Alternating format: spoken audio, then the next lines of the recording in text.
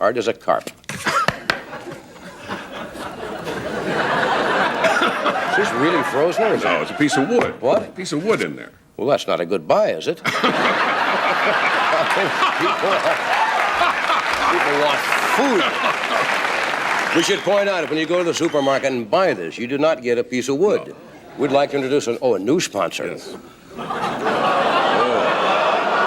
What a nice welcome you had. Fine. It's easy to think of Johnny Carson as the smooth, charming face of late-night TV. The man who could make America laugh every night for 30 years.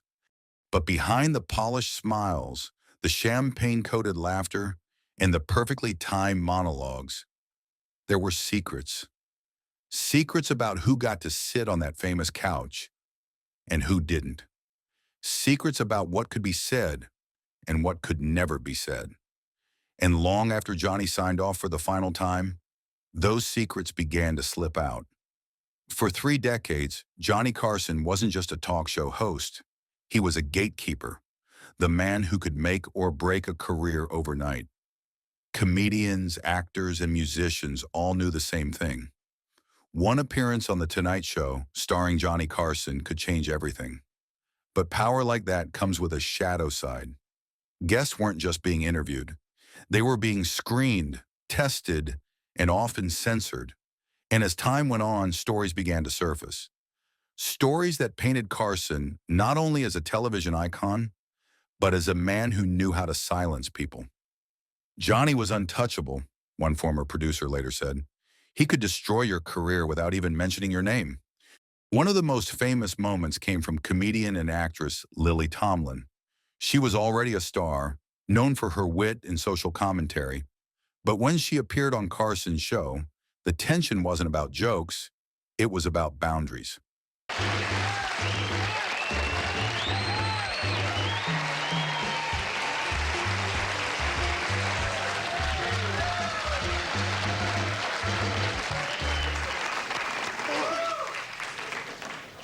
Years later, Tomlin revealed that Carson tried to make a remark hinting at her personal life, something she wasn't comfortable with.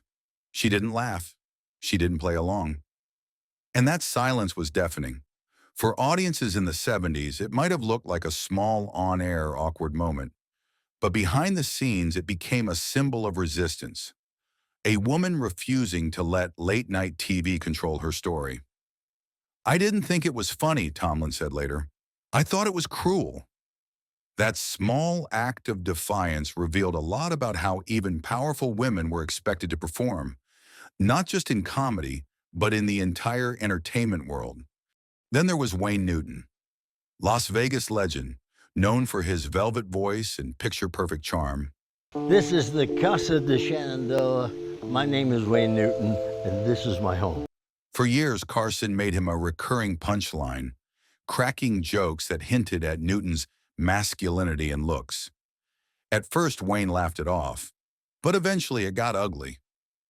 Newton confronted Carson, privately and later publicly, accusing him of humiliation and saying those jokes crossed a line.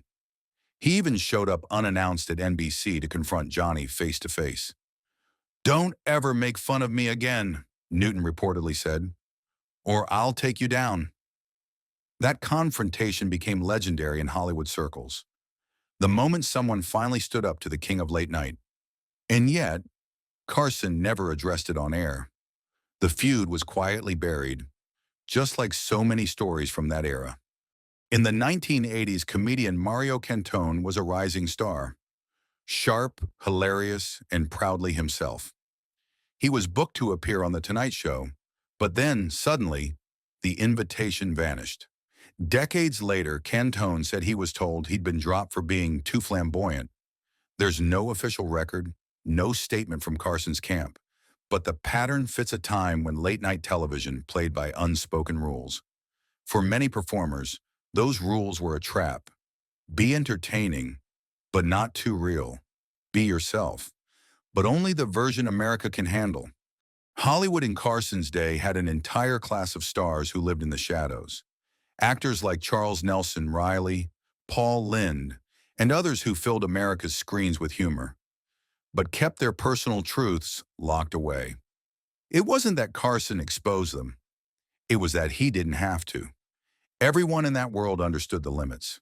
Producers, agents, and publicists quietly enforced them. Some guests were banned from talking about politics. Others were warned to tone it down. And still others were simply never invited back. That's the part of the Tonight Show history that no one talked about. The invisible list of people who didn't fit the image NBC wanted at 11:30 p.m. Carson rarely showed anger publicly, but off camera, he was known for being calculating. He remembered slights. He noticed what was said about him. And more importantly, he decided who got another shot at fame. In interviews years later, insiders described him as both brilliant and terrifying. His silence could mean the end of your career. His approval? Instant superstardom. For some, it wasn't just about show business. It was about survival. That's what makes Carson's legacy so complicated. He was both the dream and the gatekeeper of that dream. When Johnny Carson retired in 1992, it felt like the end of an era, a gentler, classier time on television. But after his death in 2005, the stories came flooding out. Writers, comedians, and former guests began to speak openly about what it was really like behind the scenes. The favoritism, the secret grudges, and the pressure to play along. And suddenly, America's most beloved host didn't seem quite so simple. He was still iconic, but no longer untouchable. Today, Carson's influence can still be felt everywhere. In Jimmy Fallon's monologues, in Stephen Colbert's timing, even in the way stars rehearse their anecdotes before sitting down on late-night couches. But the power he wielded also left a warning. When one man controls who gets to speak, who gets to laugh, and who gets remembered, entire truths can disappear. The secrets Carson took with him weren't just about his guests. They were about the system itself, the quiet censorship of an era that pretended to be free. She lost her husband, Mr. Paul. Mrs. Paul's light seafood. No, I got to get this right, because this is they're a new Very sponsor. first appearance. We'd like to welcome a new sponsor to the Tonight Show. Mrs. Paul's light soup. In the end, the hidden secrets weren't the scandals of who someone loved or what they believed. They were the silences, the moments when laughter drowned out truth. And when those stories finally surfaced, they revealed a deeper truth about fame. Behind every spotlight, there's a shadow. And sometimes the people controlling that light know exactly what they're hiding. So, what do you think? Was Carson protecting the industry or protecting himself? Let us know in the comments, because some secrets don't stay buried forever. If you enjoyed uncovering the hidden side of Hollywood's golden age, hit like, subscribe, and turn on the notification bell, because the next story we're exposing is even deeper than this one. And trust us, you don't want to miss it. Mrs. Now, you know, Mrs. Paul's light.